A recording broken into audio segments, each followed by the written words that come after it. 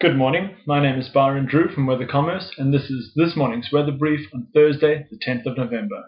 Today's brief will include a summary of the West European 5-day average temperatures, the UK, Europe, Scandinavian precipitation, as well as global weather alerts. First, we'll take a summarized look at temperatures across Europe over the next 15 days. And once again, temperatures in most parts of Central and Western Europe are expected to be above average to well above average through days 11 and 15, while temperatures in some far eastern parts will trend near to or perhaps even slightly below average.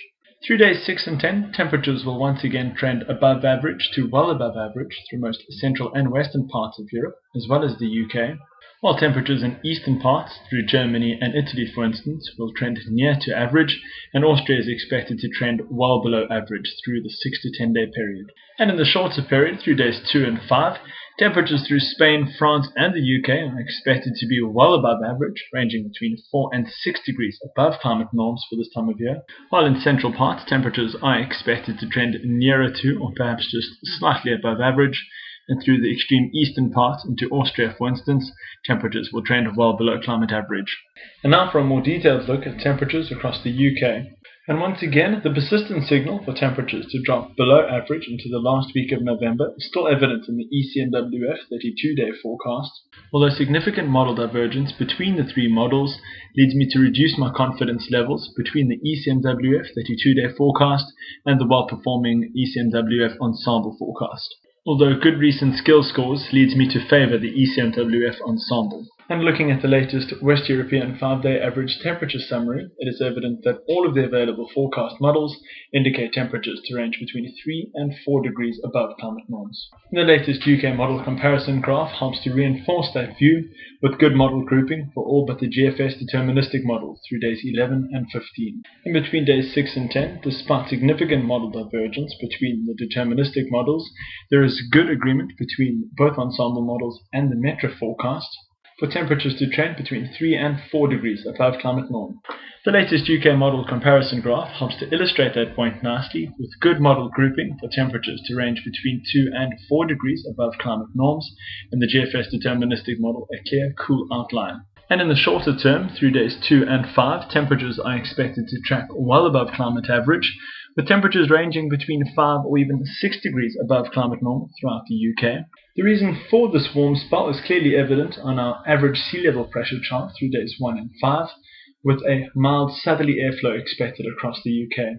There is strong correlation between the models for a distinct cooling trend after the 13th of November. And now for a more detailed look at temperatures across the rest of Europe, with the 32-day ECMWF forecast signalling temperatures to trend near to average through the last week of November and dropping just slightly below average into the first week of December. However, through days 11 to 15, good model agreement and consistency lead me to believe that temperatures will trend above average to potentially well above average.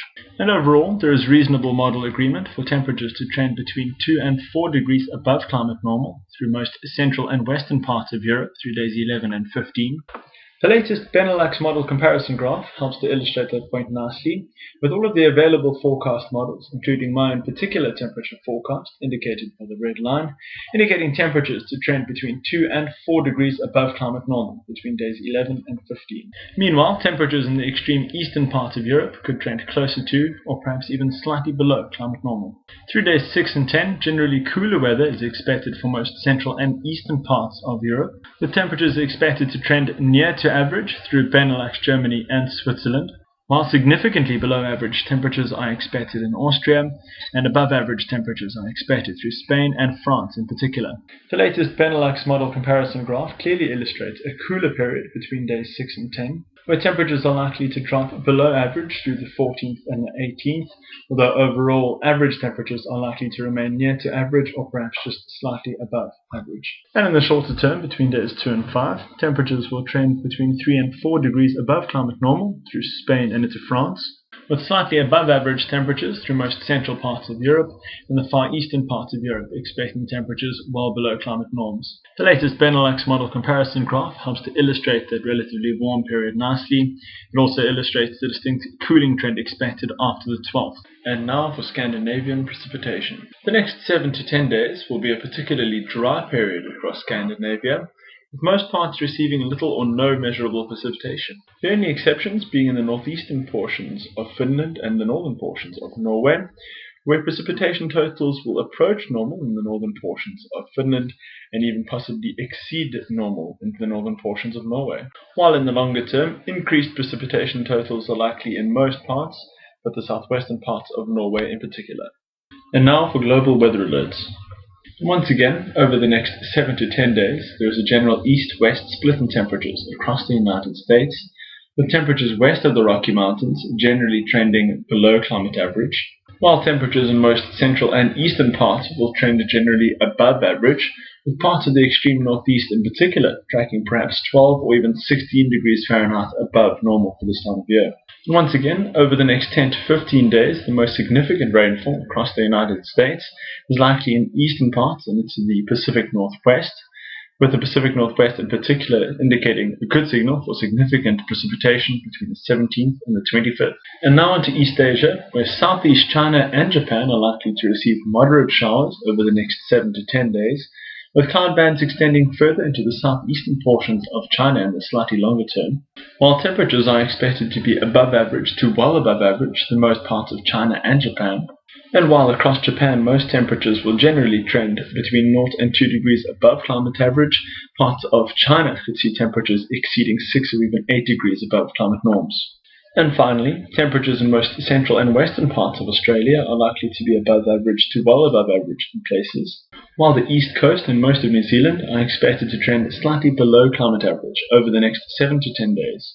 Significant precipitation totals are likely across New Zealand over the next 10 to 15 days, with parts of the South Island in particular expecting well above average precipitation, and while showers are likely in most parts of Australia over the next 10 to 15 days, New South Wales and the northern portions of Western Australia in particular could see the most significant showers.